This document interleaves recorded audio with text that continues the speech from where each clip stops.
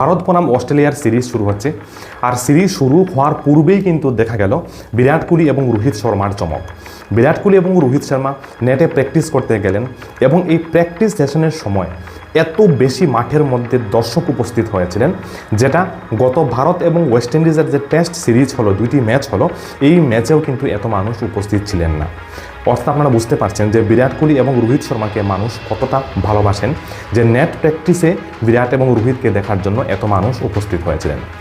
তাছাড়াও জিও হটস্টার এই খেলার জন্য যে ব্যানারটা দিল, এবং জিও হটস্টারে এই ম্যাচগুলো আপনি প্রত্যেকটি ম্যাচ আপনারা দেখতে পাবেন। এই ব্যানারের মধ্যেও আমরা দেখতে পাচ্ছি যে বিরাট কোহলি এবং রোহিত শর্মার ছবি, কিন্তু যেখানে ক্যাপ্টেন হলেন ভারতীয় দলের শুভমন গিল, কিন্তু সেই শুভমন গিলের কোনো ছবি কিন্তু ব্যানারে দেওয়া হয়নি। অর্থাৎ বিরাট এবং রোহিত এত বেশি পপুলার যে এই ব্যানারেও কিন্তু তাদের ছবি দেওয়া হয়। পার্থের মধ্যে ম্যাচ খেলা হবে এবং এখন থেকে দর্শকরা কিন্তু এই মাঠের টিকিটই পাচ্ছেন না। মানে আপনারা বুঝতে পারছেন যে বিরাট এবং রোহিত শর্মার ক্রেজ কতটা বেশি। এই দুইজন খেলোয়াড়কে দেখার জন্য মাঠের টিকিট কিন্তু সবই বিক্রি হয়ে গেছে। সো ইন্ডিয়া এবং অস্ট্রেলিয়ার এই সিরিজটা বিরাট এবং রোহিতের জন্য সবথেকে ইম্পর্ট্যান্ট সিরিজ হবে বা ইম্পর্ট্যান্ট ম্যাচ হবে, কারণ 2027-এ আসছে বিশ্বকাপ। আর এই বিশ্বকাপের সুযোগ পাওয়ার জন্য অবশ্যই বিরাট এবং রোহিতকে খুব ভালো খেলতে হবে এবং ভালো ব্যাটিং পারফরমেন্স কিন্তু অবশ্যই মাঠে দেখাতে হবে। এবং এই যে সিরিজ হবে, এই সিরিজে এমন কয়েকজন খেলোয়াড় রয়েছেন যাদের ভারতীয় টিমে না নিলে না হয়। তাদের মধ্যে রয়েছেন বিরাট কোহলি, রোহিত শর্মা, শুভমন গিল রয়েছেন, তাছাড়া শ্রেয়স আইয়ার কিন্তু আইপিএল থেকে শুরু করে এই কয়েকটা দিন বা কয়েকটা মাস এত ভালো ক্রিকেট খেলেছেন, তারপরও তিনি কিন্তু সুযোগ পাচ্ছিলেন না।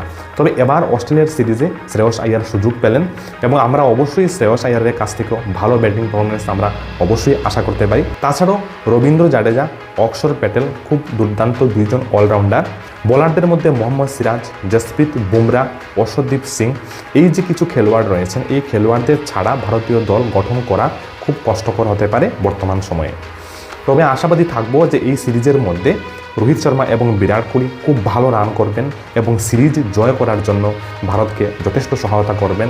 তারা গত যে দিনগুলো বা গত যে বছরগুলো ক্রিকেট খেলেছেন, সেইভাবে একটা দুর্দান্ত টুর্নামেন্ট আমরা হয়তো এবার দেখতে পাবো। এবং বিরাট এবং রোহিত শর্মা যদি ভালো ক্রিকেট খেলেন, তাহলে সিলেক্টরদের কাছ থেকে যেমন অজিত আগারকার এবং গৌতম গম্ভীরের উপর একটা বিশাল বড় একটা চাপ রয়েছে, একদিকে সোশ্যাল মিডিয়ার চাপ, একদিকে সমস্ত ক্রিকেট ভক্ত যারা রয়েছেন প্রত্যেকে বলছেন যে গৌতম গম্ভীর এবং অজিত আগারকার নাকি বিরাট এবং রোহিতকে রিপ্লেস করতে তারা কিন্তু চাইছেন। তবে এই ম্যাচে যদি এই সিরিজটার মধ্যে যদি দুজন খেলোয়াড় যদি ভালো খেলেন, তাহলে অবশ্যই 2027-এর যে বিশ্বকাপ রয়েছে সেখানে আমরা রোহিত শর্মা এবং বিরাট কোহলিকে অবশ্যই কিন্তু একটা দুর্দান্ত ফর্মে কিন্তু দেখতে পাবো। এবং আশাবাদী যে 2027-এর বিশ্বকাপে তারা দুজন খেলবেন এবং ভারত 2027-এর বিশ্বকাপ অবশ্যই জয়লাভ করবে। আপনাদের মতামতকে অবশ্যই কমেন্টে লিখে যেতে ভুলবেন না। আর আমাদের ভিডিও ভালো লাগলে অবশ্যই চ্যানেলটাকে সাবস্ক্রাইব করে আমাদের সঙ্গে থাকবেন।